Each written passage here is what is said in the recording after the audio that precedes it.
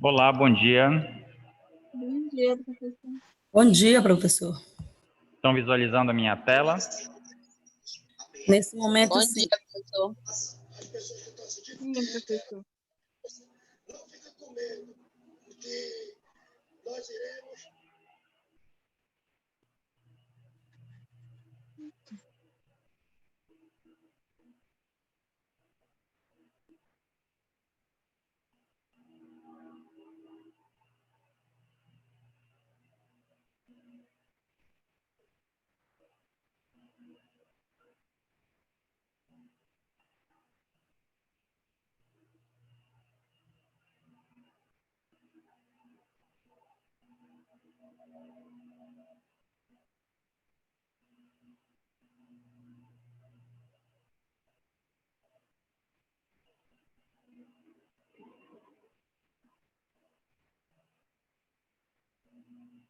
Bem, então vamos dar continuidade. Na última aula, nós terminamos de falar sobre o assunto, na verdade, sobre mais um grupo de micro-organismos, que é a família Enterobacteriaceae. E associado a esse grupo, nós estamos falando também um pouco da bioquímica bacteriana. No caso aqui, dando exemplo, essa família. Então, nós terminamos falando na última aula sobre a característica dessa família. Então, nós vimos que elas são... Primeiro, que ela é um dos principais, né? O primeiro grupo de micro-organismos que aparece em primeiro lugar nas minhas análises microbiológicas. Então, elas vão estar presentes no dia a dia de vocês.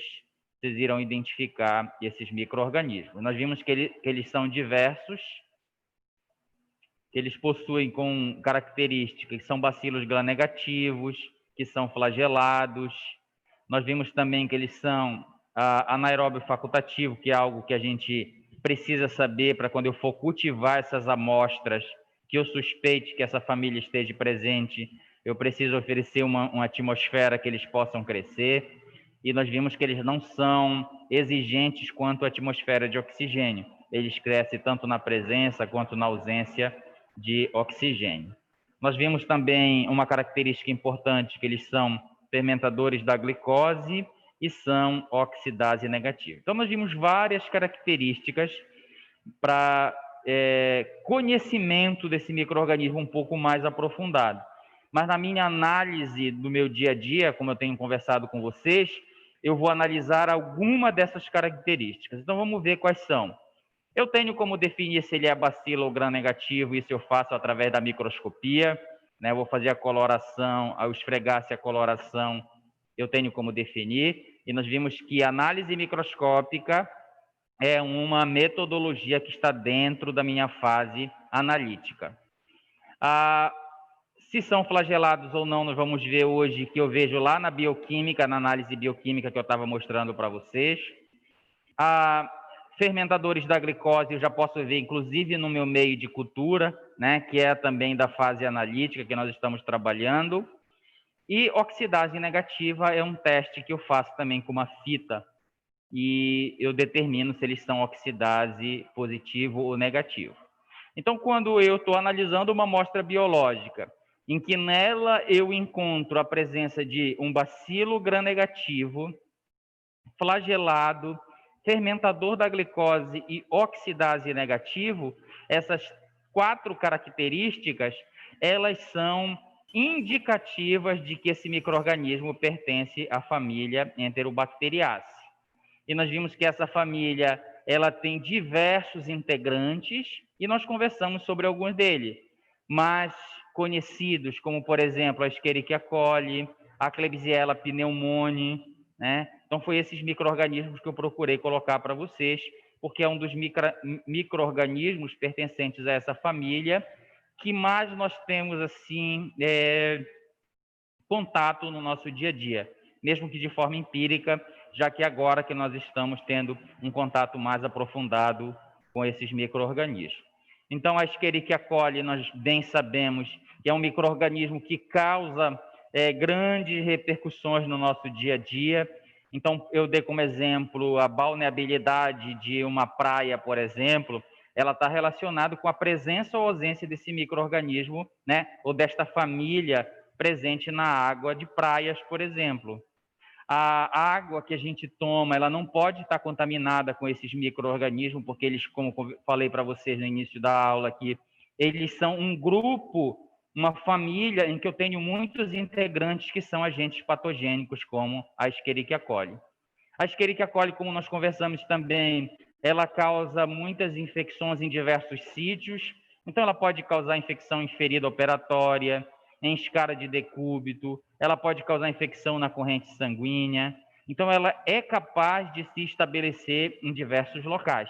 Então, esse micro-organismo é um dos principais agentes causadores de infecção urinária.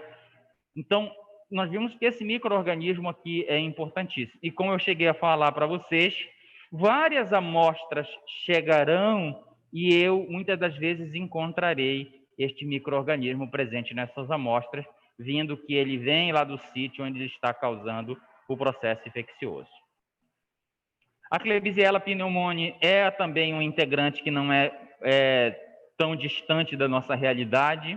Em 2009, nós vimos surgir uma variante desse micro-organismo, que é a Klebsiella pneumoniae produtora de carbapenemase, que é a KPC, que é uma integrante desta família que produz resistência a diversos antimicrobianos, inclusive antimicrobianos potentíssimos, que são os antimicrobianos de quarta geração que nós temos atualmente. Então, só para mostrar a representatividade dessa família, não é à toa que, estatisticamente, ela aparece como o principal grupo de micro-organismo presente nas nossas amostras biológicas, que nós analisaremos, e, consequentemente, causando processos infecciosos em diversos locais. Nós vimos que os micro-organismos na fase analítica são algumas perspectivas que a gente analisa. Então, eu analiso microscopicamente, eu analiso culturalmente e eu analiso bioquimicamente. Então, cada grupo de micro-organismo, eu vou olhar essas três perspectivas.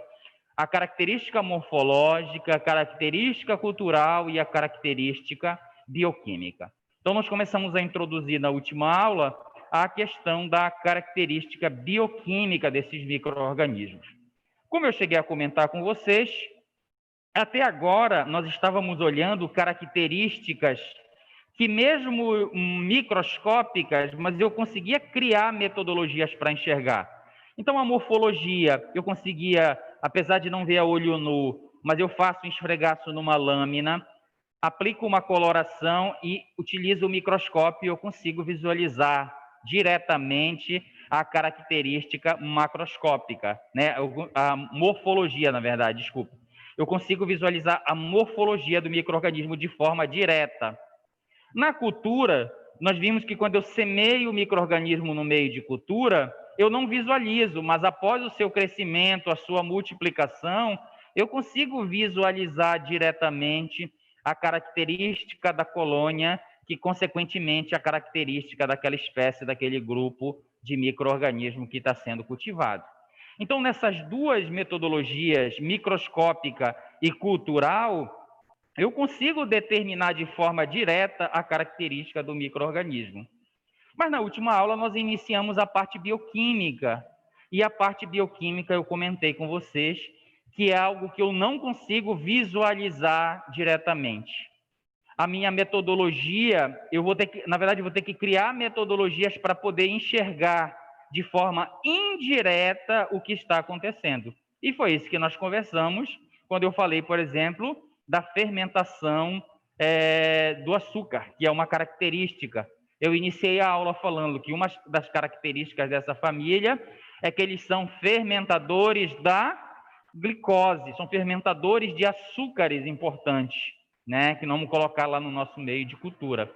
Então, na verdade, a família Enterobacteriaceae ela é fermentadora de diversos tipos de açúcares, tá? Ela não é uma família de micro-organismos exigentes nutricionalmente, tá? A maioria das espécies desta família, elas não são exigentes nutricionalmente. Então, a característica bioquímica, a qual nós iniciamos começamos a comentar na aula passada, ela é uma característica molecular, ela é uma rota bioquímica e que eu não vou conseguir visualizar diretamente. eu vou ter que criar metodologias para visualizar isso indiretamente. É lógico que o que eu vou conseguir visualizar indiretamente infere o que está acontecendo, uma rota bioquímica, por exemplo, e uma das rotas que nós comentamos é a questão da fermentação. Nós vimos que a fermentação de um açúcar nada mais é do que a transformação de uma molécula grande ou uma molécula complexa, transformando em uma molécula mais simples, onde os constituintes dessa molécula serão utilizados na bioquímica da célula, no metabolismo celular bacteriano. Não é à toa que a gente chama de bateria bioquímica. Eu quero ver as rotas bioquímicas de forma indireta, se estão ou não acontecendo naquele micro-organismo. No caso da fermentação, nós vimos que para esta rota bioquímica de fermentação acontecer, eu preciso ter estruturas importantes. Então, aqui nós vimos que a lactose, se este micro-organismo for um micro-organismo fermentador deste açúcar, ele tem que ter um poro que permita a entrada do açúcar, ele tem que ter aqui no seu citoplasma enzimas que quebrem este açúcar para ser utilizado no seu metabolismo, nas suas rotas bioquímicas. E nós vimos que ele aproveita partes dessa molécula e as partes que ele não aproveita, ele excreta, né? Ele lança para o meio ambiente através... Então, é a excreta, né? A glicose que ele não utilizou, ele joga para fora, o ácido pirúvico, o ácido misto. Então, conhecedores de como ocorre este processo de fermentação, agora eu crio uma metodologia, um método que não vai visualizar, não vou visualizar isso aqui acontecendo. Eu não vou visualizar a glicose entrando, eu não vou visualizar a glicose sendo quebrada por enzimas, eu não vou visualizar as coisas sendo externalizadas, porque agora nós estamos falando a nível molecular, nós estamos falando a nível de rota bioquímica, eu não tenho como colocar no microscópio e mostrar para vocês. Então, eu crio metodologias para enxergar isso de forma indireta. Então, aqui, no caso da fermentação, a gente utiliza meios de cultura, como a gente pode ver aqui, e desses meios de cultura vai ter os nutrientes para o micro-organismo se multiplicar e vai ter a substância que eu quero ver se o micro-organismo utiliza ou não. Então, se aqui eu quero ver o açúcar, eu tenho que deixar o açúcar. É um açúcar que eu quero verificar? Eu quero saber se o micro-organismo fermenta a glicose. Então, qual é o único açúcar que vai ter aqui no meu meio de cultura, nesse meu tubo? A glicose. Se eu quero verificar se ele fermenta 2 açúcares, eu vou colocar, lógico, que 2 açúcares, lactose e sacarose, por exemplo. Tá? Então, eu quero verificar se ele é capaz de assimilar este açúcar ou não. Então, é somente esses açúcares que deve ter aqui no meio. Então, eu preparo uma receita nutricional, o meu AGA, contendo os nutrientes necessários para a multiplicação, carbono, nitrogênio, fósforo, e coloco a fonte de açúcar conhecida. Eu vou semear o meu micro-organismo aqui na superfície, né, como eu posso ver aqui no tubo, e esses tubos, então aqui neste exemplo, 2 açúcares que tem neste tubo, tá? Nós sabemos que, dependendo da substância, ela pode ser mais leve ou pode ser mais pesada, né? Quando a gente centrifuga, por exemplo, eu acho que vocês já viram algum professor em aula prática centrifugando alguma substância, nós vimos que ele coloca numa centrífuga que gira numa velocidade grande, e aí as substâncias pesadas vão e se depositam no fundo do tubo, e as substâncias mais leves ficam na superfície. Isso funciona aqui também para os açúcares. Quando eu precisar colocar 2 açúcares aqui nesse AGA, não esqueço que o AGA, quando a gente está preparando um meio de cultura AGA, inicialmente ele é líquido, né? A gente dilui aquele pozinho, isso nós já vimos em aula prática, depois esteriliza, e depois, ao resfriar, após a esterilização, ele consegue ficar aqui gelatinoso. Nesse processo de solidificação do meio, se eu tiver 2 açúcares, o que vai acontecer? O mais pesado vai se depositar no fundo do frasco e o mais leve vai ficar aqui na superfície. Então, aqui neste exemplo que eu estou dando para vocês sobre a fermentação, ele está verificando a fermentação de 2 açúcares, da lactose e da sacarose, por exemplo. São 2 açúcares que estão presentes aqui. Então, ele deposita, um fica depositado no fundo e outro aqui no ápice. Eu semeio o meu micro-organismo aqui na superfície, já que é o gelzinho que já está pronto aqui. Eu coloco lá na minha estufa e depois eu vou observar, vou fazer a minha leitura. Então, vamos acompanhar aqui nesses 2 tubos. Vamos lá. Então, eu tenho um tubo com nutrientes e 2 açúcares, um que está aqui no fundo e um que está depositado aqui na superfície. Semeei o meu micro-organismo, deixei na estufa e depois de 12, 18, 24 horas eu vou fazer a leitura para verificar se este micro-organismo está utilizando este açúcar ou não. E para fazer uma leitura adequada, eu tenho que seguir as orientações do meu meio de cultura, do meu fabricante, da minha metodologia que eu propus. E a metodologia diz, o meu meio de cultura, contendo 2 açúcares, um no fundo e um no ápice, ele é de cor vermelha naturalmente, e se ficar amarelo, significa que o meu micro-organismo está utilizando o açúcar, tá? Então, eu vou fazer a leitura. Ok, tenho 2 açúcares, semeei, deixei 18, 24 horas, agora eu vou fazer a leitura. O meu meio permanece vermelho, tanto no ápice quanto na base. Então, significa que o micro-organismo que eu deixei aqui, que se multiplicou, ele não consegue utilizar nenhum e nem outro açúcar. Então, significa que ele não é fermentador dos 2 açúcares que eu coloquei aí. Outra situação, o micro-organismo, olha como o fundo do frasco, não esqueçam que o meio todo é vermelho. Então, no fundo do frasco ficou amarelo. Então, significa que ele está utilizando o açúcar que está aqui no fundo. Se o açúcar que tiver no fundo for a lactose, ele é fermentador da lactose.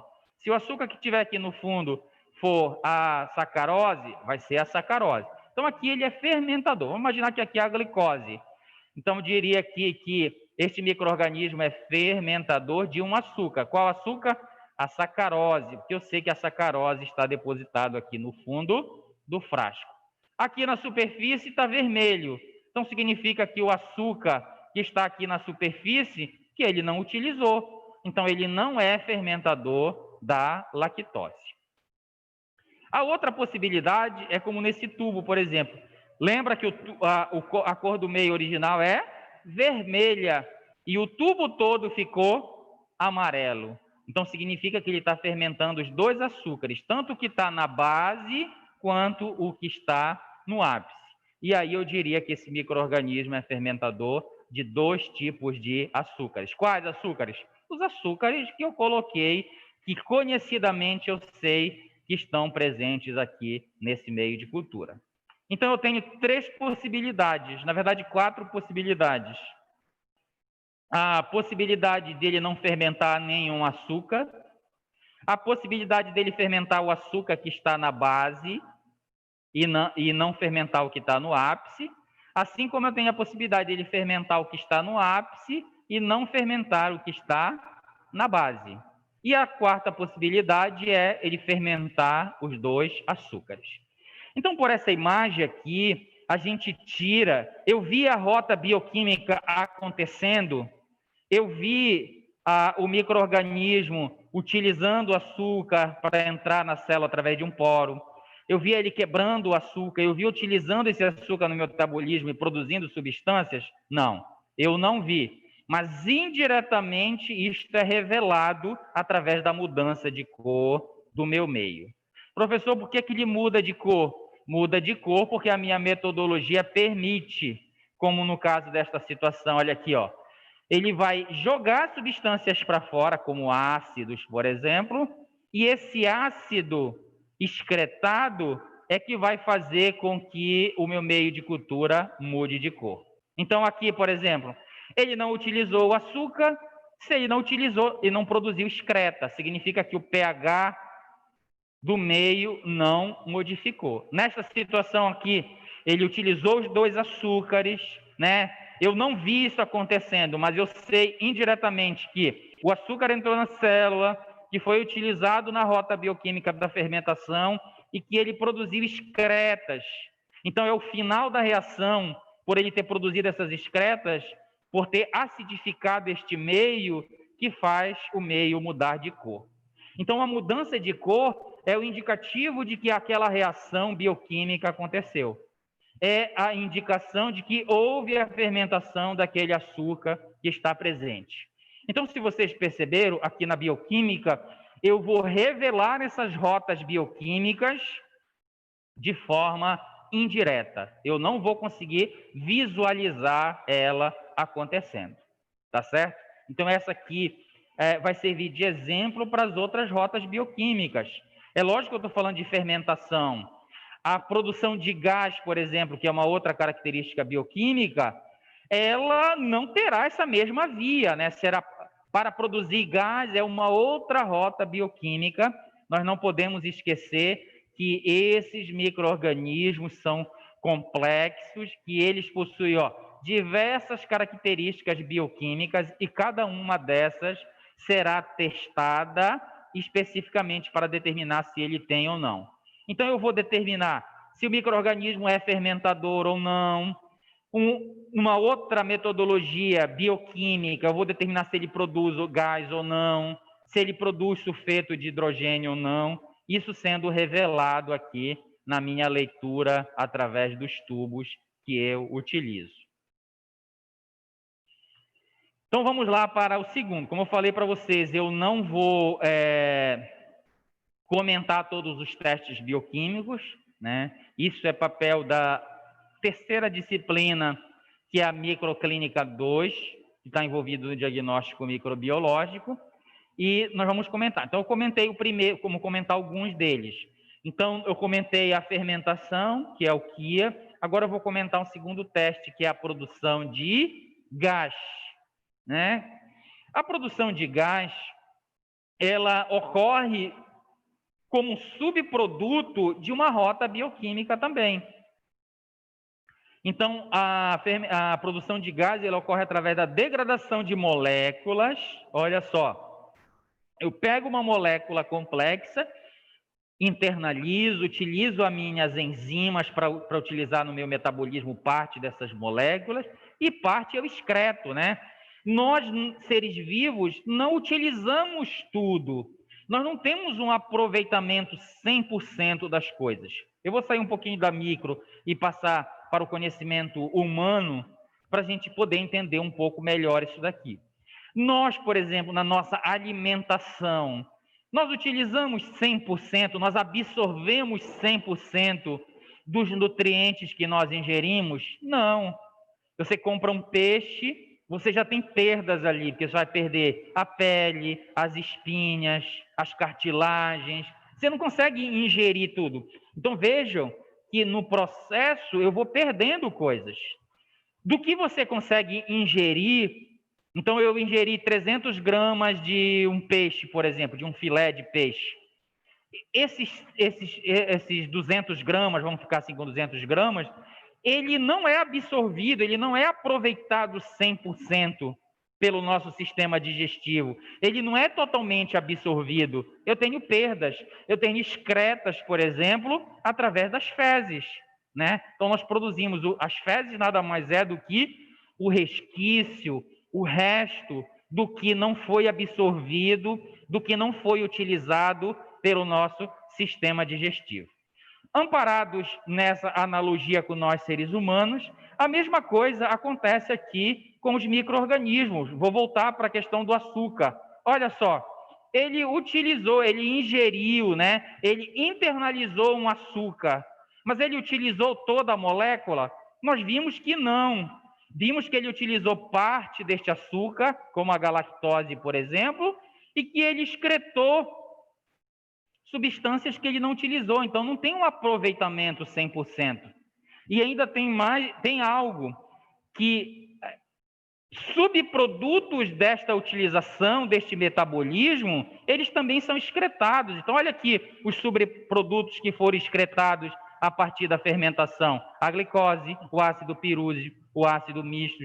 Igual nós utilizamos, pegamos algo grande, mas não conseguimos utilizar 100%. E o que a gente não utiliza, a gente excreta. Nós, seres humanos, na forma de fezes, por exemplo, e os micro-organismos através da externalização dessas moléculas, como nós vimos acontecendo aqui. Então, a produção de gás também nada mais é do que o subproduto, né? O gás é um subproduto, é a excreta, é o que sobrou daquele processamento, por exemplo, aqui, da degradação de moléculas, como, por exemplo, o ácido fórmico. Então, eu utilizo esse ácido. Para que eu utilizo? Para minha rota bioquímica. Eu não vou entrar em detalhes aqui para que serve, mas eu utilizo essa molécula, eu degrado o ácido fórmico. Vejam, não é a única molécula envolvida na produção de gás. Eu estou dando apenas um exemplo de uma molécula degradada, como o ácido fórmico, e que vai produzir como subproduto ou como excreta, como queira entender, o gás, tá? Então, nós tiramos por aqui, o que está acontecendo? Está acontecendo uma rota bioquímica, né? Eu estou utilizando uma molécula, eu estou usando no meu metabolismo, eu assimilo parte dela, mas o que eu não consigo assimilar, eu excreto, e aqui eu vou excretar na forma de gás. E aí, como é que eu vou evidenciar isso? Então, novamente, eu repito, aqui na parte bioquímica, eu não consigo ver a rota bioquímica acontecendo. Eu vou visualizar de forma indireta. Então, eu visualizo de forma indireta no meu tubo. Vamos voltar novamente. Então, eu vou fazer agora o teste bioquímico para saber se o meu micro-organismo dessa família Enterobacteriaceae produz ou não gás. Então, eu vou utilizar um meio de cultura, igualzinho nós utilizamos lá para fermentação. Aqui dentro vai ter os nutrientes que ele vai utilizar. Alguém quer perguntar alguma coisa? Aqui eu vou utilizar o meu meio de cultura, onde eu vou semear o meu micro-organismo, e ele vai utilizar, dentre eles, o ácido fórmico, né? Ou pode ser a fermentação de um açúcar, que também tem como subproduto a formação, por exemplo, de gás, né? Então, quando você coloca aqui nesse meio de cultura açúcares, carboidratos, um dos subprodutos, após a utilização dessas moléculas, é gás. E a família Enterobacteriaceae, ela é campeã em produzir gás. Olha aqui, o integrante Klebsiella pneumoniae e a espécie Oxytoca, que são dessa família, olha aí a quantidade de gás que ela produz, né? 2 cruzinhas significa produção de gás em grande quantidade. Por que, professor? Ela produz tanto gás assim? Porque ela é capaz de assimilar grandes quantidades de açúcares e carboidratos, tá? Então, nós vimos, eu comentei no início da aula, que ela não é exigente nutricionalmente.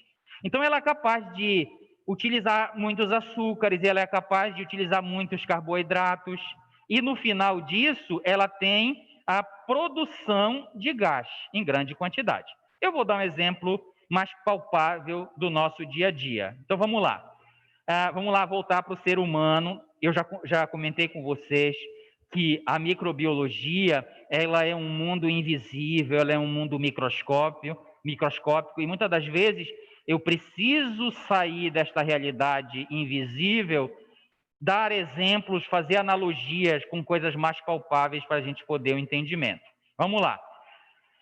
Esta família Enterobacteriaceae, vamos lá para nós seres humanos, ela vive, eu já comentei com vocês, em abundância no nosso intestino, lá no intestino grosso.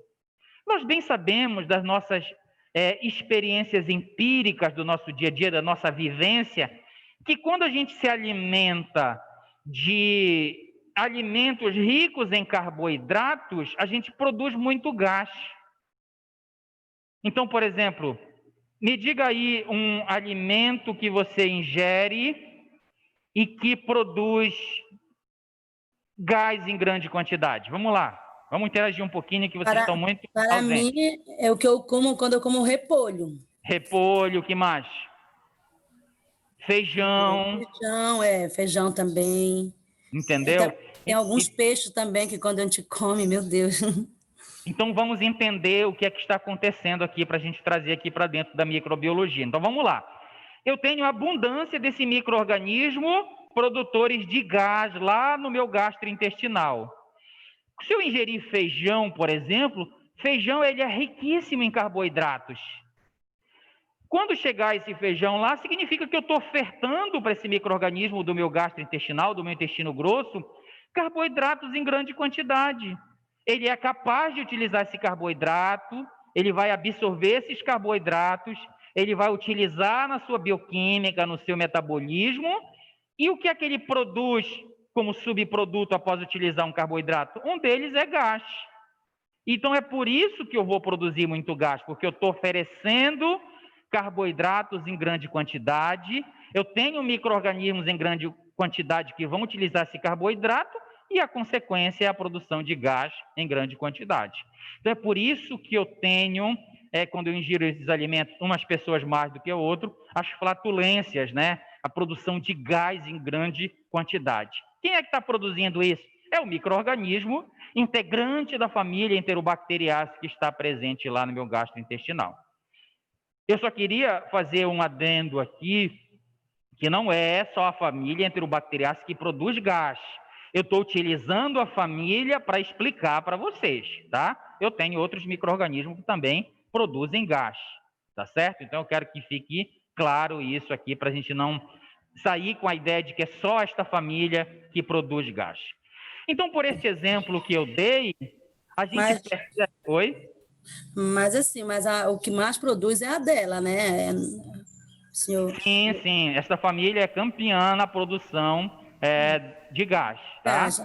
Mas não esqueça que eu já mostrei para vocês que nem todo mundo, nem todos os integrantes dessa família produzem gás, tá? Sim, estou entendendo agora. Vamos lá, só para mostrar para vocês, ó. Aqui, por exemplo, ó, a Escherichia coli produz, mas eu tenho integrantes que não produzem. A maioria deles produz, mas eu tenho integrantes que não produz, tá? Mas desse que a gente está falando, inclusive dos agentes patogênicos, que eu exemplifiquei para vocês, ó. A Escherichia coli produz, vamos ver aqui a Klebsiella pneumoniae. Olha a Klebsiella pneumoniae produzindo em grande quantidade, tá certo? Então, como o nosso enfoque aqui é para a questão dos agentes patogênicos, é por isso que este teste está presente aqui na bateria bioquímica desses micro-organismos, para eu poder fazer a sua identificação, tá certo? Então, vejam como eu tenho falado, tenho chamado a atenção de vocês em um determinado momento. Eu disse aqui que essa disciplina, ela não vai só instrumentalizar vocês para o dia a dia de trabalho, mas a disciplina, o curso de vocês, a faculdade em si, ela é um incentivador para você ser um agente crítico, um agente pensante. E por esse exemplo que eu dei, vejam como a microbiologia serve para a gente ter um entendimento sobre nós mesmos, né? Então, eu me alimento de um determinado alimento que tem muito carboidrato, e aí eu produzo gás. Agora já passo a ter o entendimento de como aquilo funciona. Isso tem a ver aqui com a microbiologia. Então, conhecedores dessa característica, de que os micro-organismos utilizam essas substâncias, né, moléculas, degradam essas moléculas, e tem como subproduto a produção de substâncias como o gás, por exemplo. E aí, como é que eu vou visualizar esse gás? Eu não tenho como visualizar. Primeiro que gás, ele é invisível, né? Eu olho aqui, estou dentro de uma sala, está cheio de gases aqui, os gases atmosféricos, mas eu não consigo visualizar. Então, eu tenho que criar uma metodologia que permita eu visualizar a presença ou a ausência desse gás. Então, aqui o que vai acontecer? Olha como é que eu visualizo. Eu visualizo quando eu consigo olhar o meu meio de cultura, ele está rachado. Está vendo aqui, ó? Esse espaço aqui está sendo ocupado por gás. não podemos esquecer que o meu meio, quando eu semeio o micro-organismo, ó, ele está inteiro, ó, tá vendo? Ele não tem rachadura nenhuma. Então, o que é que eu vou fazer? Eu vou pegar o meu tubo, vou semear o meu micro-organismo, e o semeio aqui, ele é um pouco diferente, né? Eu posso semear na superfície, mas para a produção de gás, normalmente, eu insiro este micro-organismo no meio de cultura. Eu pego a minha agulha bacteriológica, né? Eu pego a minha agulha bacteriológica, coleto o micro-organismo que eu quero testar e vou inserir no meio desse agar. Eu insiro a agulha aqui, ó, e deixo o meu micro-organismo aqui dentro do agar. E aí eu vou deixar ele lá na minha estufa, depois de 12, 18, 24 horas eu vou fazer a leitura. Se o meu meio de cultura estiver íntegro, como a gente vê aqui, significa que não houve a produção de gás. Mas, se eu olhar para o meu meio de cultura e ele tiver com rachaduras, como eu vejo aqui, significa que o micro-organismo que eu deixei aqui dentro desse meio de cultura está utilizando alguma molécula que tem aqui e que, como subproduto, ele está produzindo gás. Está vendo como o meio está rachado? Ó? Rachou o meio. Ou então ele levanta o meio. Ó. Aqui, no normal, está todo preenchido o tubo. Olha aqui como tem um espaço. Esse espaço está sendo preenchido pelo gás produzido pelo micro-organismo. Então, assim, desta forma, eu consigo determinar se esse micro-organismo está ou não produzindo gás. Essa é uma das formas, é a mais utilizada, né? Eu vejo o meu meio rachando. Então, aqui eu diria que esse micro-organismo que eu semeei aqui, que eu deixei dentro do meio de cultura, ele é produtor de gás. Uma outra forma é utilizar meio líquido, né? Como é que eu sei que no meio líquido tem a produção de gás? Então, quando nós abrimos, vamos lá para o nosso dia a dia novamente. Quando eu pego uma garrafa de refrigerante, eu não enxergo o gás que está lá dentro, né? Mas tem gás em grande quantidade, gás carbônico, presente em grande quantidade lá. Quando é que eu consigo visualizar? Quando eu abro esse refrigerante, o que acontece? A formação de bolhas, né? Pelo gás foi liberado e as bolhas são formadas. Então, desta forma, eu estou visualizando indiretamente que tem a presença de gás. Só que nós estamos falando de micro-organismos e eles não vão produzir gás numa quantidade tal que eu consiga visualmente determinar. Então, eles vão produzir. E a produção, eu tenho que criar uma metodologia para enxergar isso. No meio sólido, eu vou ver as rachaduras no meio, mas eu posso fazer isso também no meio líquido. Aqui eu tenho um meio líquido, onde eu tenho o meio líquido, que é o caldo, né? O meio de cultura, isso nós já falamos, um caldo, contendo todas as substâncias. E aí eu coloco o micro-organismo aqui dentro, né? Pego a colônia e homogenizo aqui dentro. E vocês estão vendo que dentro deste tubo tem um outro tubo chamado tubo de Duran. É um tubo pequenininho que eu coloco aqui dentro. Eu não preciso repetir para vocês que toda esta metodologia tem que ser estéril, né? Eu não posso pegar um tubo aleatório contaminado e colocar aqui dentro, não. Quando eu for fazer esta minha análise, esta minha metodologia, que é a bateria bioquímica, eu tenho que fazer de forma asséptica, de forma estéril. Isso só estou relembrando para vocês, para a gente não ter dúvida, mas nós já vimos nas fases do diagnóstico microbiológico que eu tenho que tomar essas precauções para não inserir informações adicionais na minha análise. Então, esse tubo estéril vai ser colocado aqui dentro. Então, vamos lá desde o início. Eu pego um caldo, meio de cultura líquido, eu ponho o micro-organismo, semeio aí, eu pego uma alçada e homogenizo ele aqui dentro, e depois eu coloco esse tubo pequenininho, que eu chamo de tubo de Duran. Ele é um tubo bem pequeno, ó. E ao colocar aqui dentro, eu vou levar lá para a minha estufa, né? Para que esse micro-organismo cresça, utilize as moléculas que estão presentes para ver se, ao utilizar essas moléculas, eles produzem gás ou não. Depois de 12, 18, 24 horas, que é o tempo que a gente deixa lá, eu vou fazer a leitura. Então, vejam que aqui, inicialmente, o tubo todo está preenchido com o meio de cultura, estão vendo? Depois de 12, 18, 24 horas, olha o que está acontecendo. Está acumulando gás aqui dentro desse tubo, ó. Né? O gás está entrando por aqui, se acumulando aqui. O que significa isso? Que interpretação eu faço?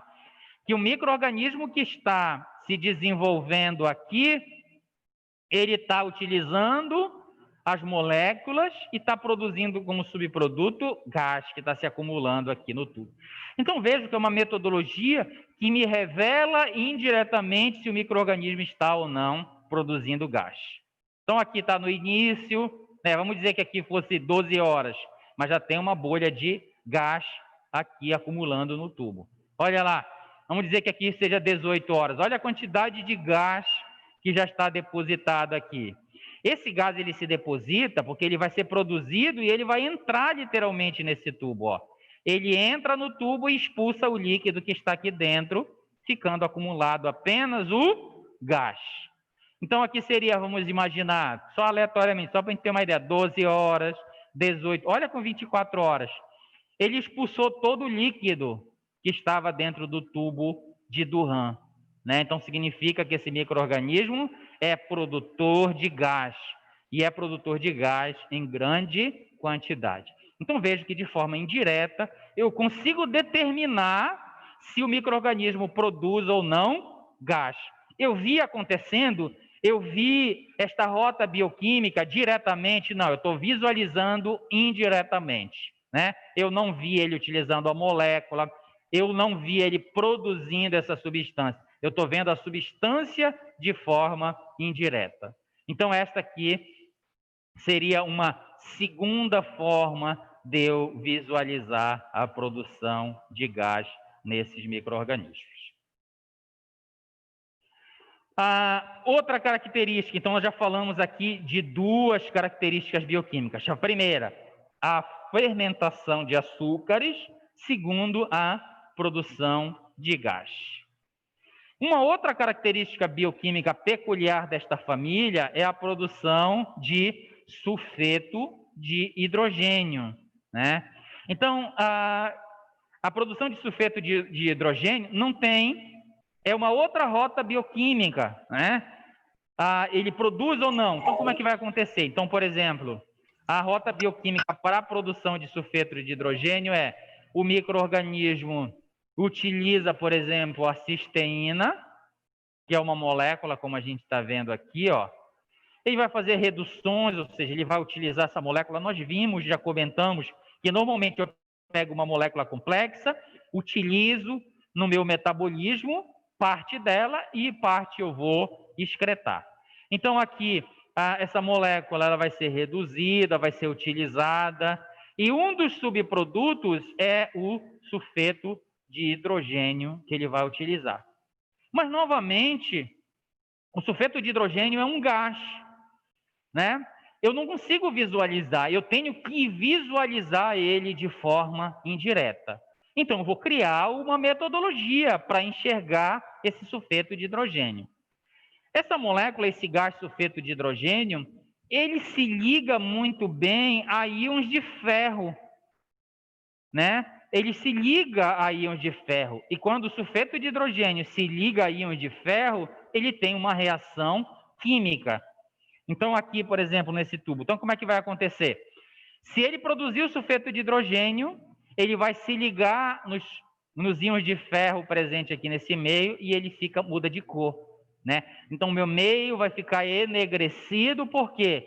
Porque o micro-organismo utilizou a cisteína, produziu como subproduto sulfeto de hidrogênio, e o sulfeto de hidrogênio se liga no íons de ferro presente no meu meio de cultura, e aí tem a reação deixando ele escurecido.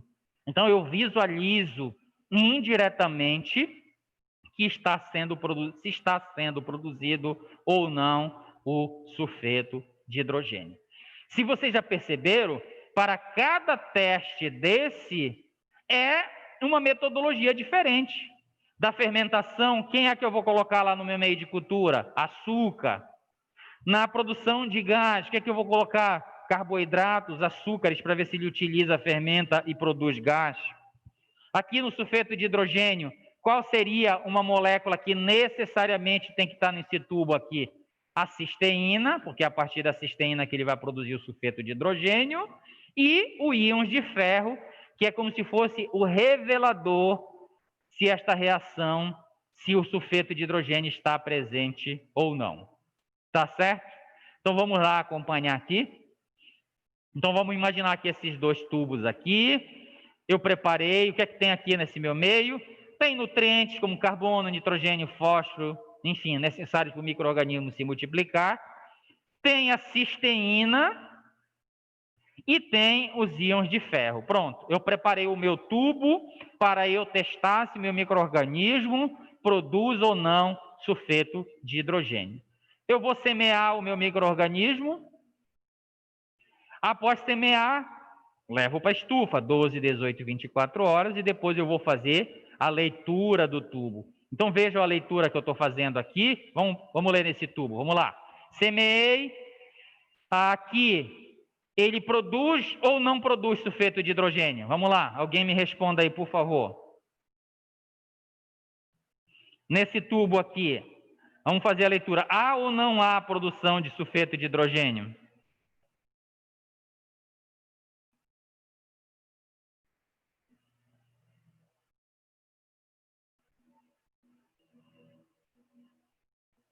Vamos, gente, alguém? Se não entendeu, a gente repete de novo. Que vocês vão precisar fazer exercícios sobre isso, tá? Pela coloração, creio que há. Mas então vamos para o princípio, tá, Leida? Vamos para o princípio. Vou explicar novamente, ó. O tubo, o fabricante vai dizer, olha, o meu meio de cultura, contendo cisteína e contendo íons de ferro, ele é vermelho. E se o micro-organismo que você semear produzir o sulfeto de hidrogênio, o meio vai ficar escurecido. Tá certo? Vai ficar escurecido. Então, ele determina aí nessa situação que ele produz sulfeto de hidrogênio. Se ele ficar vermelho, permanecer da mesma cor, significa que ele não produz o sulfeto de hidrogênio. Vamos voltar agora para lá. Leida, neste tubo, você acha que tem a produção de sulfeto de hidrogênio ou não? Seguindo a norma que vem, né? Sim. No título. Se ficar escurecido, significa que ele produziu sulfeto de hidrogênio, que reagiu com íons de ferro e ficou escurecido. Sim. Aí, se ele clarear mais um pouco... Não, se ele não é clarear. Se ele permanecer da mesma cor original do meio, significa que ele não produziu o sulfeto de hidrogênio. Tá. Então, no caso, ele não produziu, porque ele ficou... Já, né? Aí, né? Exatamente. Porque o cor dele já mudou, não ficou da mesma forma. Agora, nesse tubo aqui, você acha que ele é sulfeto de hidrogênio positivo ou negativo? Ele concentrou, né, para um meio mais para baixo. Não, olhe para a cor. Se ficar vermelho, negativo, ele não produz sulfeto de hidrogênio. Se ficar escurecido, significa que ele produziu. Ele produziu, professor, porque... Então, aqui produziu porque está escuro, isso, né? Isso. Então, aqui ele é sulfeto de hidrogênio positivo e aqui é sulfeto de hidrogênio negativo. Então, o que eu consigo inferir com isso? Eu consigo inferir que o meu micro-organismo que eu coloquei aqui, ele não produz sulfeto de hidrogênio. O micro-organismo que eu coloquei nesse tubo, ele produz sulfeto de hidrogênio. Então, entendam que eu crio a metodologia para ela revelar indiretamente se aquela rota bioquímica está ou não acontecendo. Tá certo? Então, essa aqui é o terceiro teste bioquímico que eu queria falar aqui para vocês dessa bateria. Eu vou pular aqui o vermelho de metila, né? Eu já falei para vocês que eu não vou falar de todos. Vamos ver aqui o Vogler-Proskauer, né? O Vogler-Proskauer, esse VP, normalmente vocês vão ver sigla, qual é o objetivo desse teste? verificar se o micro-organismo fermenta açúcar por uma outra via, tá certo? Porque vejam só, esse micro-organismo desta família Enterobacteriaceae, ela é uma família versátil. Ela não tem uma única forma de fermentar, ela não tem uma única via de fermentação, ela tem várias vias. E uma segunda via que ela tem é o que a gente chama de via butinoglicólica. Se nós olharmos, o que vocês acham qual micro-organismo está mais apto? Um que consegue fazer fermentação por uma única via ou um micro-organismo que consegue fazer por duas vias? Quem está mais capacitado? É lógico que quem é mais versátil, né? Quem consegue utilizar os açúcares ou os carboidratos por várias vias bioquímicas. E a família Enterobacteriaceae, ela tem essa versatilidade, né? Eu já falei de fermentação por vocês, mas eu estou falando agora da fermentação por uma outra via que esta família faz também, que é a via butilenoglicólica, tá? É uma outra possibilidade. Então, eu não consigo pegar por esta via, eu pego por essa outra, tá certo? E o teste que é feito para verificar se esta via está presente, não esqueça que eu estou falando de bioquímica, né? Eu estou falando de via bioquímica da fermentação, só que aqui é a via butileno-glicólica. Então, o Voger-Proskauer, ele é um teste que verifica se o micro-organismo testado apresenta ou não esta via fermentativa. Então, vamos lá. Acontece a fermentação da glicose por esta via butinoglicólica, onde vai ter a produção de acetoína, butileno-glicólico e ácidos carboxílicos. Então, eu coloco aqui o meu micro-organismo, né? Então, vamos lá. Esse é o tubo aqui para verificar se o micro-organismo tem a via butileno-glicólica. Veja o que é um meio líquido, tá? É um caldo. Eu pego o meu micro-organismo, eu homogenizo ele aqui dentro. Aqui dentro vai ter açúcares, no caso aqui eu quero testar é a glicose, né? Então, se ele utilizar pela via, ele vai produzir acetoína, ele vai produzir butileno-glicol e ele vai produzir ácidos carboxílicos, como subproduto da utilização deste açúcar. Só que nós estamos falando da produção de moléculas. A acetoína é uma molécula, butileno-glicol é uma molécula, ácido carboxílico é também uma molécula. Eu não consigo visualizar, eu tenho que revelar esta coloração. Aliás, eu tenho que revelar se isso está presente ou não. Então, vamos lá. Como é que eu faço para revelar? Eu pego uma substância, que é o hidróxido de potássio, e eu coloco 2 ou 3 gotas aqui quando eu for fazer a leitura. Então, vamos lá acompanhar para não ficar complicado. Ó. Eu tenho meu tubo que tem glicose, eu quero verificar se o micro-organismo utiliza pela via butinoglicólica. Eu semeio o meu micro-organismo e coloco lá na minha estufa. Depois de 12, 18, 24 horas, eu vou fazer a leitura. Diretamente, como eu falei para vocês, eu não tenho como saber se essas moléculas foram produzidas. Então, eu tenho que colocar um revelador. Qual é o revelador? É o hidróxido de potássio. Quando eu adiciono o hidróxido de potássio aqui, quando é que eu vou adicionar esse hidróxido de potássio? Quando eu for fazer a leitura, né? Então, depois de 18, 24 horas, eu vou fazer a leitura. E aí eu pego o meu hidróxido de potássio e coloco aqui. Quando eu coloco o hidróxido de potássio, gente, vamos desligar o áudio, por favor, está atrapalhando um pouquinho aqui.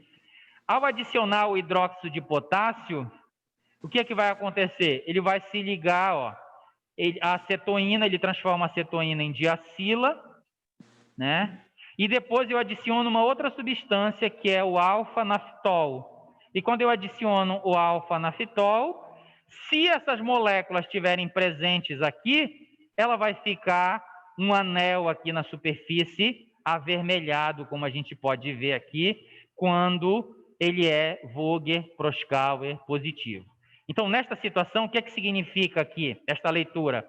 Significa que o micro-organismo que eu coloquei aqui, ele fermenta a glicose pela via butinoglicólica. Como é que eu sei isso? Porque ele produziu essas substâncias que foram reveladas quando eu coloquei aqui o hidróxido de potássio e o alfa-nafitol, deixando vermelho este anel aqui na superfície. Então vejam que eu estou vendo indiretamente, novamente, a reação bioquímica indiretamente que ela aconteceu. Aí eu determino, ó, aqui é Vogler-Proskauer positivo e aqui é Vogler-Proskauer negativo. Vamos lá, recapitular novamente. Eu peguei aqui o meu tubo, contendo o meu meio de cultura líquido. O que é que tem aqui? Diversos nutrientes, dentre eles a glicose. Vou adicionar o meu micro-organismo, vou levar para a estufa 12, 18, 24 horas. Após esse tempo, eu vou fazer a leitura. Como é que eu vou fazer a leitura? Vou adicionar o hidróxido de potássio e, posteriormente, o alfa-nafitol. Se não formar um anel na superfície, qual é a representatividade? Qual é o significado disso? Significa que o micro-organismo que eu coloquei aqui no meu tubo, ele não é capaz de utilizar o açúcar, ou não é capaz de fermentar através da via butinoglicólica. Mas, professor, como é que eu sei que ele não é capaz de utilizar essa via, visto que o senhor falou que ele é capaz de utilizar este açúcar por outras vias? Porque estas substâncias, acetoína, butinoglicol e ácido carboxílico, ele só será produzido através desta via. Então, elas só estarão presentes lá se ele utilizar pela via butinoglicólica. Vamos voltar lá para a fermentação da glicose, para mostrar para vocês que quando ele utiliza a glicose, pela via da glicose mesmo, normal, ele não produz essas substâncias. Vou voltar aqui só para mostrar para vocês. Olha lá. Aqui é ácido pirúvico, ácidos mistos. Ele não está produzindo as substâncias, né? Então, vamos lá. Aqui a fermentação de o açúcar, ó. Ele não está produzindo essas substâncias que aqui ele está produzindo. Então, estas substâncias, elas são peculiares. A acetoína, o butinoglicol, o ácido carboxílico, ele só será produzido quando o açúcar for utilizado pela via butinoglicólica. Então, neste caso aqui, quando é Vogler-Proskauer negativo, significa que o meu micro-organismo, ele não é capaz de utilizar o açúcar pela via butinoglicólica. Diferente do Vogler-Proskauer positivo. O que é que está acontecendo aqui? Semeei meu micro-organismo, né? Coloquei ele aqui no meu meio líquido, homogeneizei ele, coloquei na estufa 12, 18, 24 horas. Após isso, eu vou fazer a leitura. Como é que eu faço a leitura? Eu pego a minha substância de hidróxido de potássio e coloco aqui algumas gotas. Depois eu adiciono o alfa-nafitol. E se formar este anel, né? Cor cereja, enfim, assim que eles determinam, significa que estas substâncias foram produzidas, acetoína, butinoglicol ou ácido carboxílico. Significa, então, que ele utilizou a via butinoglicólica. Então, repito novamente, neste teste bioquímico, eu não vi a glicose sendo utilizada, eu não vi a via butinoglicólica. Eu estou enxergando indiretamente, porque eu estou verificando se estes subprodutos advindos da via butinoglicólica estão ou não estão presentes nos meus meios, tá? Então, esse é o quarto teste. E nós temos vistos aqui que é indiretamente que eu vou visualizar se estas rotas bioquímicas estão ou não acontecendo, tá? Não tem como mostrar diretamente, não tem como eu pegar no microscópio e visualizar, né? Nós estamos falando de bioquímica, nós estamos falando de eventos moleculares que diretamente eu não vou conseguir visualizar. Eu preciso fazer o quê? Eu preciso fazer uma metodologia que eu consiga visualizar isto indiretamente, tá? Vamos pegar mais uma ideia do nosso dia a dia para a gente tentar ver essa questão de visualizar indiretamente.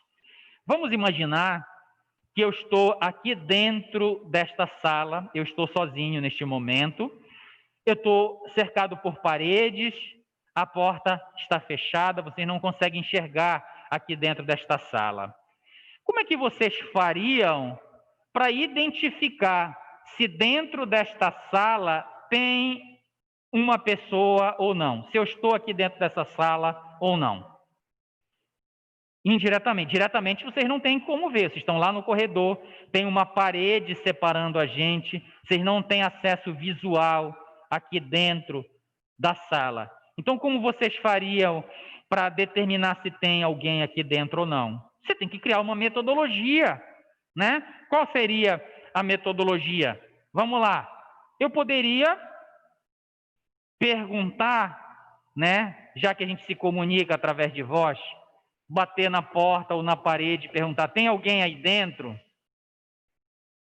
Se eu respondesse... Oi? Sim, poderia perguntar, seria um método, né?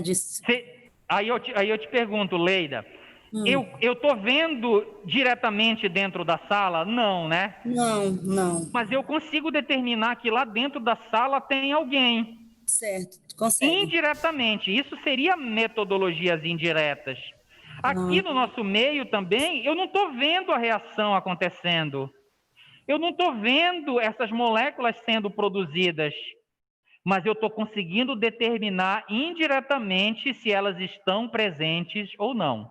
E aí, quando eu consigo determinar, eu, de forma indireta, consigo dizer se aquela rota bioquímica aconteceu ou não, tá? Então, quando eu falo de metodologias indiretas, é isto que eu quero falar para vocês, tá? Aqui na bioquímica, será indiretamente que eu irei fazer esta visualização, se a reação bioquímica está acontecendo ou não.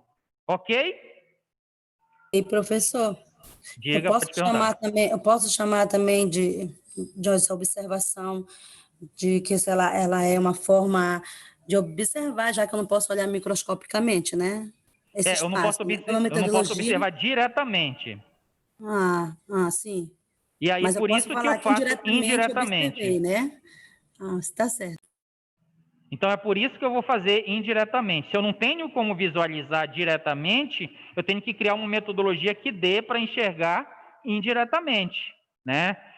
Vamos trazer aqui um pouquinho para dentro da área de vocês. Tem muitos diagnósticos que vocês vão fazer indiretamente. Vocês lembram lá do treponema pálido que eu falei para vocês? Nós vimos que, para este micro-organismo, as metodologias diretas de microscopia, cultura, não são aplicáveis a ele. Como é que eu vou fazer o diagnóstico? Indireto, através da sorologia. Então, eu vou verificar indiretamente se tem anticorpos ou não no soro do paciente contra aquele micro-organismo.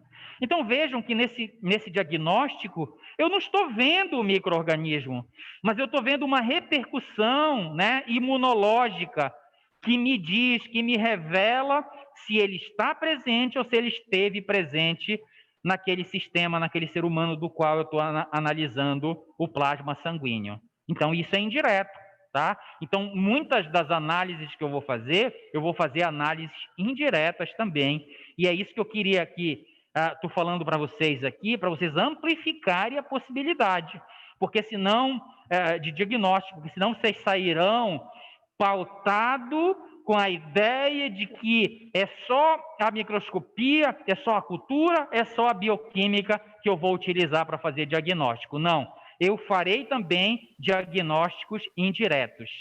Era isso que eu estava pensando aqui sozinha. Exatamente o que você acabou de falar. Muito obrigada. Sim, é isso que eu quero que fique para vocês, essa informação, tá, pessoal? Eu não quero aqui pegar e entregar para vocês receita de bolo, né? Adicione 2 ovos, 500 gramas de farinha, manteiga, misture e ponha no forno. Na microbiologia, no diagnóstico microbiológico, se vocês já perceberam, não existe receita de bolo.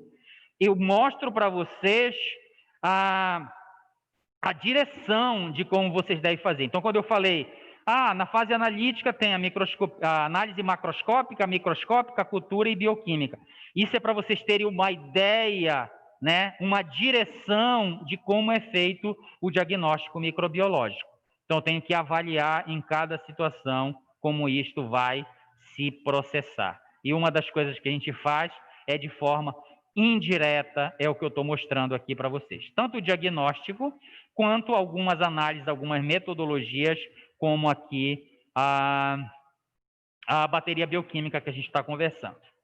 Ok? Então, nós já falamos um teste de fermentação, que é o QIA, já falamos da produção de gás, já falamos do sulfeto de hidrogênio, já falamos do Vogler-Proskauer, e um outro teste é o teste do indol, que eu quero falar para vocês, porque como nós vimos aqui, ó, para esses dois integrantes da família Enterobacteriaceae, a Klebsiella pneumoniae e a Oxytoca, este teste aqui diferencia eles, ó.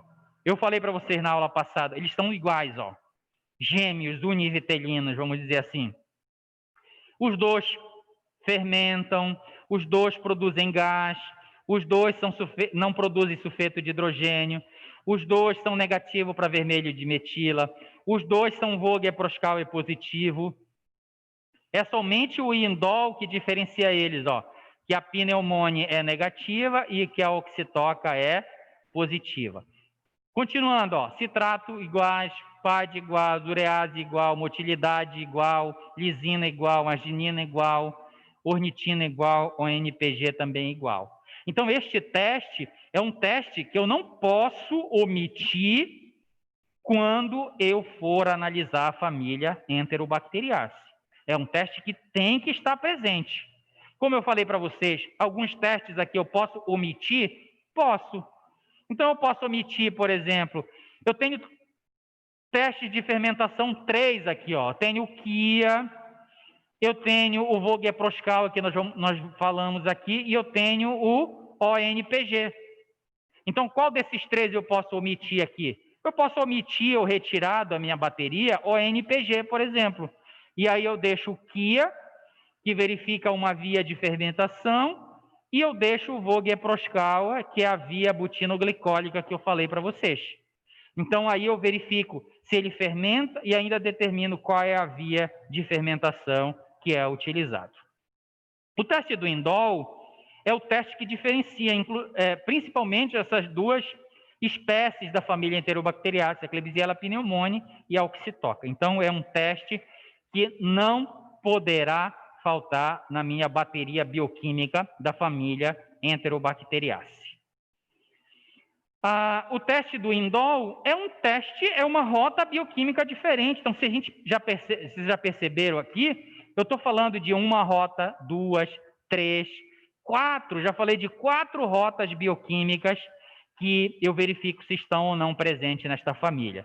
Vamos falar agora da 5ª rota bioquímica, que é a produção do indol. A produção do indol, o que é que vai acontecer? Eu quero verificar se o micro-organismo isolado, né? Não esqueço que eu só faço bioquímica a partir do momento em que eu já fiz o isolamento do meu micro-organismo lá no meu meio de cultura. Ele já está na metade do caminho, né? Ele já está pelo menos identificado até o gênero, isso eu já comentei com vocês. Então, eu vou pegar esse meu micro-organismo isolado e vou inserir no meio de cultura, ó, meio de cultura líquido. Para o indol é um meio de cultura líquido, tem sólido também, tá? Mas vamos imaginar que aqui é o meio de cultura líquido. Eu quero verificar se o micro-organismo que eu isolei, ele tem uma enzima chamada triptofanase. Se ele tiver essa enzima triptofanase, ó, ele quebra o triptofano. Esse triptofano quebrado, ele vai produzir várias moléculas. Vocês vão de convir comigo que quando eu pego uma molécula grande e quebro em coisas menores, ela vai se transformar em moléculas diferentes. Então, o triptofano quebrado, ele se transforma em piruvato, ele se transforma em indol e ele se transforma nesta amina que a gente vê aqui, né? Mas o que eu quero identificar é se tem a produção do indol, que é um dos subprodutos do triptofano. Então, vamos lá. Eu pego o meu micro-organismo, coloco aqui no meu meio, deixo na minha estufa 12, 18, 24 horas. E depois eu vou verificar se ele produziu a molécula chamada indol. Novamente, é uma molécula, eu não consigo visualizar de forma direta. Então, tenho que colocar um reagente, uma substância que reaja com este indol e revele uma cor. Se vocês já perceberam, a cor aqui é primordial, né? Para eu verificar. Então, por exemplo, na fermentação, se ficar amarelo, a gente sabe que fermentou. Na produção do Vogt-Proskal, nós vimos se ficar aquela cor cereja, aquele anel na superfície, eu consigo determinar se ele fermentou pela via glutinoglicólica, por exemplo, né? Aqui no indol é a mesma coisa. Eu não vejo diretamente se houve ou não a produção de indol. Eu coloco um reagente, uma substância aqui que tem um nome imenso, mas que a gente tem uma sigla chamada, na verdade, um nome mais simplificado, que é o reagente de Kovacs, que foi a pessoa que desenvolveu essa substância, tá? Então, vamos lá. Quando eu coloco o reagente, ó, tá vendo? E não tem a formação deste anel amarelo, significa que o meu indol é negativo. Vamos voltar para cá. Se é indol negativo, significa que a bactéria que eu coloquei aqui, ela não tem a enzima triptofanase, ela não quebrou o triptofano, e se não quebrou o triptofano, não houve a produção do indol. Como não houve a produção do indol, quando eu colocar o reagente aqui, ó, não vai mudar de cor, o reagente vai permanecer dessa cor, que é amarelado. Então, formou o anel amarelo na superfície, eu determino que ele é indol negativo. No indol positivo, ó, quando eu coloco o reagente, olha o que acontece. Há a formação de um anel avermelhado aqui na superfície. O que significa? Significa que a bactéria que eu coloquei aqui, ela tem a enzima triptofanase, ela quebra o triptofano, ela produz diversas moléculas como subproduto, dentre eles o indol. Quando eu coloco o reagente de Kovacs, ele reage com o indol, formando este anel avermelhado na superfície. Então, mostrando que esse aí é indol positivo. Então, eu não vi acontecendo aqui, né? Eu tenho como ver a triptofanase deste micro-organismo diretamente? Não. Eu estou vendo ela indiretamente, se ela está ou não presente. Se ela estiver presente, ela vai quebrar o triptofano, produzir indol, e o agente de Kovacs vai se ligar e formar um anel vermelho. Se a bactéria não tiver a triptofanase, ela não quebrará o triptofano, não produzirá indol, e quando eu colocar o reagente de Kovacs, ele não tem como reagir com o indol, porque ele não está presente lá e não formará este anel vermelho. Então, aqui no caso do indol, o negativo ele formará um anel amarelo e o positivo um anel vermelho. No caso da Klebsiella pneumoniae, que ela é negativa, seria esta característica que eu deveria verificar, a formação de um anel amarelo. Na Klebsiella oxytoca, ela é indol positivo, eu deveria ver esta característica. Então, esse teste, ele é um teste importantíssimo de dentro desta família Enterobacteriaceae, e ela não pode faltar. E vocês veem que ele está revelando, né, uma rota bioquímica. Qual é a rota bioquímica? A quebra de triptofano através da enzima triptofanase. Ele só vai quebrar se ele tiver enzima. Se ele não tiver, ele não vai utilizar. Assim como lá no açúcar, ele só vai utilizar o açúcar se ele tiver um poro por onde entra, se ele tiver enzima intracitoplasmática para utilizar este açúcar, tá? Então, esse aqui é o 5º teste bioquímico que eu vou mostrar para vocês, tá? Então, aqui é só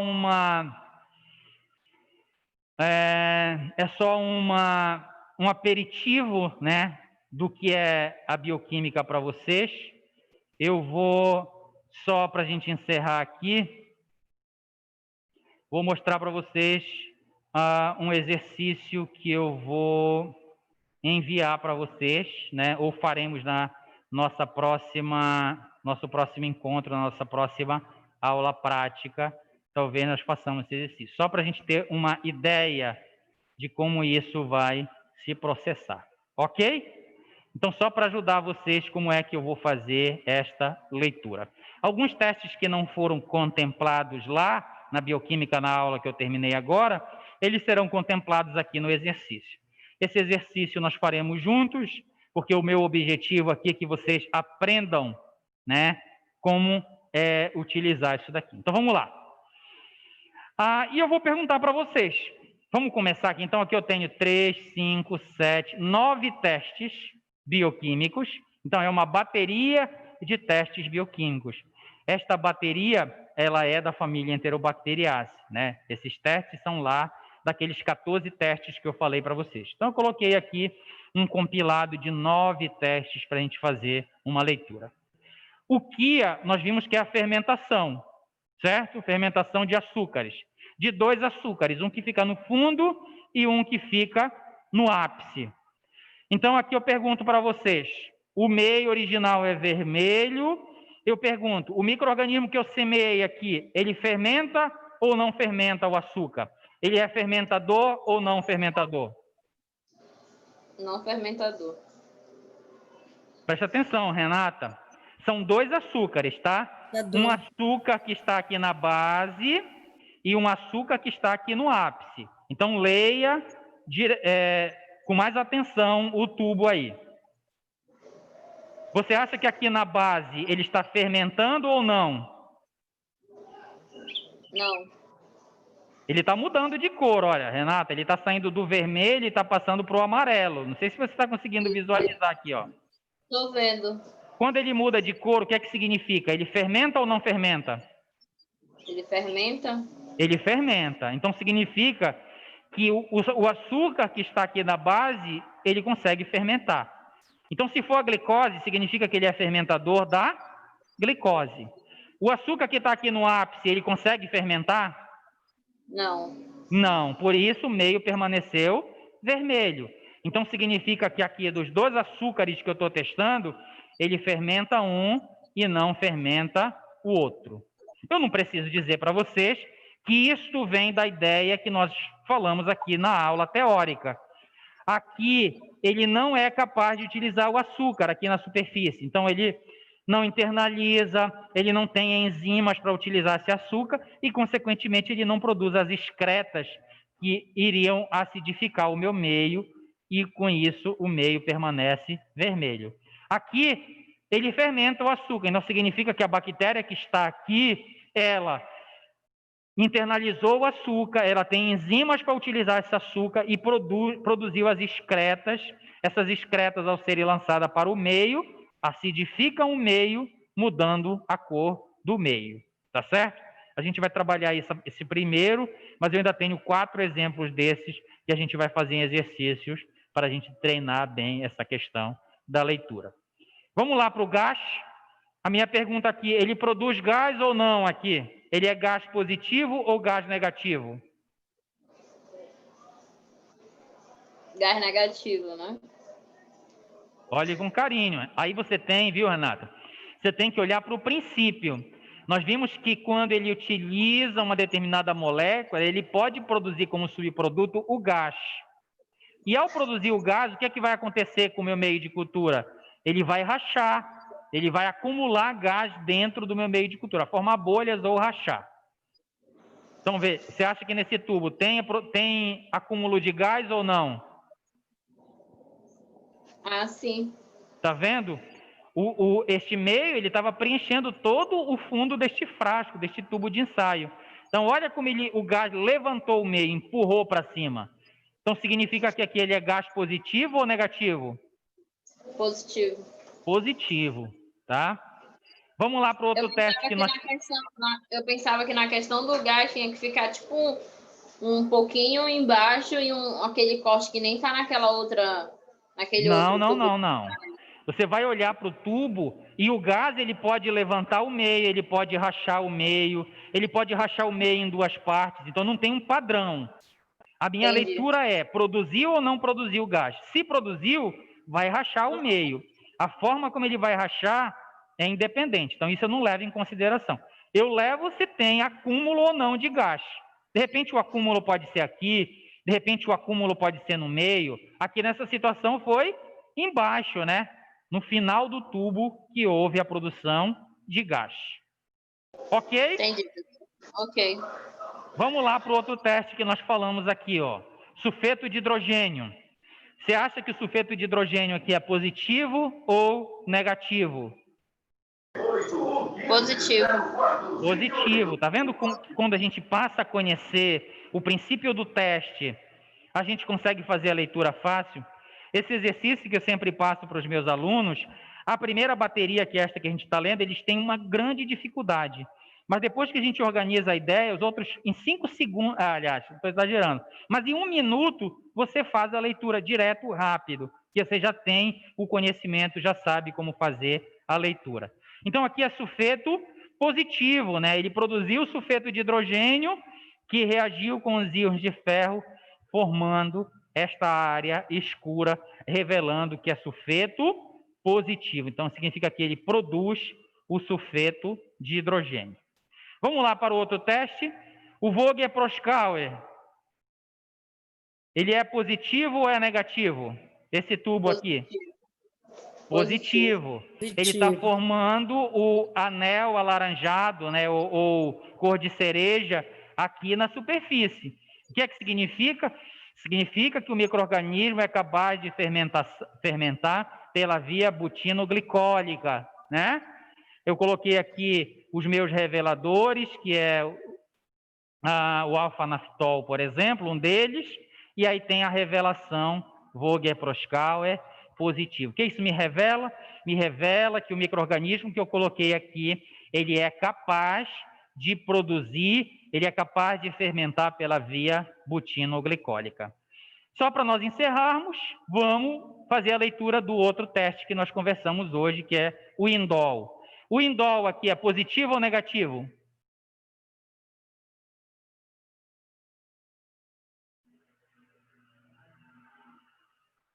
Vamos lá, alguém? Negativo? Negativo, né? O anel ficou amarelado, ele não ficou avermelhado. Então significa, qual é o significado? Tá?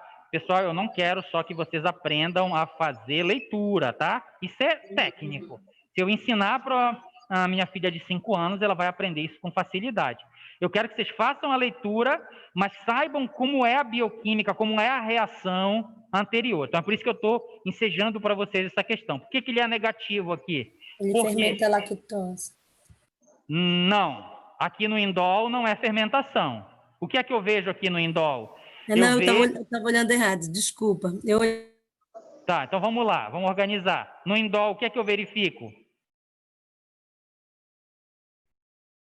Eu verifico...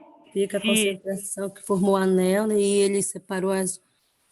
Sim, mas isso é a leitura.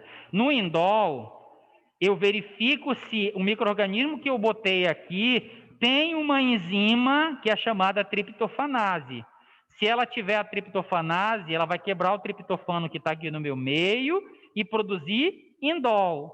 Quando eu colocar o reagente de Kovacs, o anel vai ficar vermelho. Nesta situação que deu negativo, o que é que aconteceu? O micro-organismo que eu coloquei aqui, ele não tem a enzima triptofanase.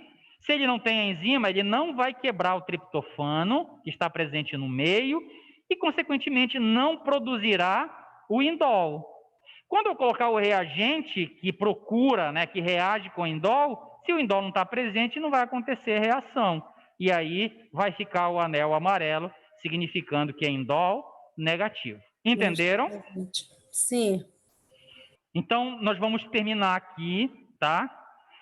Nós continuaremos ainda, temos alguns testes para falar, né? Citrato, urease, motilidade e lisina. A gente dá continuidade tanto na aula quanto no exercício. Esse slide que eu estou mostrando para vocês é o slide de um exercício que nós faremos. Tá certo? Então, se não tiverem mais algumas perguntas, por hoje é isso. Professor? Diga. No plataforma não tem, né, mais esses conteúdos, porque eu andei olhando lá, você tem até aquele último que o senhor deu para a prova para a gente, a revisão, né? E eu nunca os conteúdos estão lá até a última aula que eu coloquei. Então, lá já tem de cocos gram-positivos, já tem dos espiroquitídeos, e esse aqui eu ainda não coloquei. eu vou colocar hoje junto com esta aula que eu vou postar para vocês. Ah, tá. Só para a gente poder fazer mais Acompanhar a gravação com material, ok. Sem isso, para poder problemas. estudar melhor. Obrigada. Então tá. Professor, Então é isso, pessoal. Oi, pode perguntar? Só tem esse exercício até agora? Eu já enviei um exercício para vocês, certo? Está lá na plataforma. Então, tá lá na plataforma. Sim, sim, viu? eu vou dar uma Que é olhada. anexado ao exame.